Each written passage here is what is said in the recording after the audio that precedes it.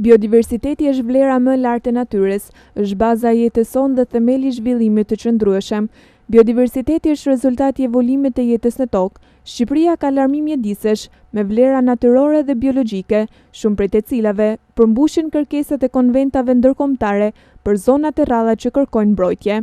Por kjo që natyra ka ofruar shpesh ka qenë prej shfrytëzimit negativ nga dora e njeriut, ndonse ajo që natyra na ka falur është gjithmonë e gatshme për të na ndihmuar ekonomikisht. Të mirat, po themi, ose risi që sjell ky projekt dhe bashkëpunimi, sidomos me zonjat, ka bërë që këta zonjat jenë të ndërgjegjësuar, që brenda vetes kultivojnë jo vetëm dëshirën për të marrë me punë, po edhe për mbledhjen e bimëve medicinale, dhe sigurisht që zona e Rubikut, sidomos fshati Katun Vjetër, ku edhe është implementuar ky projekt, ka bimë medicinale të veçanta, bashkëpunimi me projekte të tilla për të rritur kapacitetin dhe pjesëmarrjen e grave, sigurisht është një vlerë e shtuar dhe është një përkushtim ose vlerësim për zonjat. Në këtë kuadër ka gjetur zbatim projekti Econord, i financuar nga Bashkimi Evropian dhe zbatuar në qarkun e Lezhës, por kryesisht në zonat e Mirdites. Sipas menaxherit të këtij projekti, Albana Leshaj, projekti ka dhënë impaktin e tij në zonë,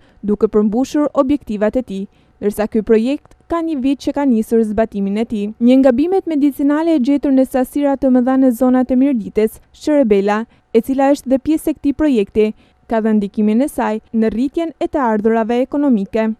Projekti Econord synon mbështetjen e organizatave të shoqërisë civile për të rritur aftësitë e tyre në aspektin teknik, administrativ dhe financiar, si edhe në menaxhimin e fondeve të Bashkimit Evropian sipas kërkesave dhe standardeve të Bashkimit Evropian. Po ndikon pozitivisht në përmirësimin e biodiversitetit dhe mbrojtjes së mjedisit, i cili ka për qëllim që në fondin e iniciativave lokale të mbështes financiarisht projektet e vogla që adresojnë konservimin dhe pasurimin e biodiversitetit, si edhe një menaxhim të qëndrueshëm të pyjeve për zonën e veriut të Shqipërisë. Rëndësia e biodiversitetit konfirmohet edhe nga banorët e zonës. Kryetari i fshatit, Kolmarku, thekson se natyra i ka falur shumë llojshmëri bimësh dhe gjallesash zonës së Mirdites, ndërsa falenderon për zbatimin e projektit Econord në këtë zonë. Kjo zonë është e populluar me mjaft bimë medicinale,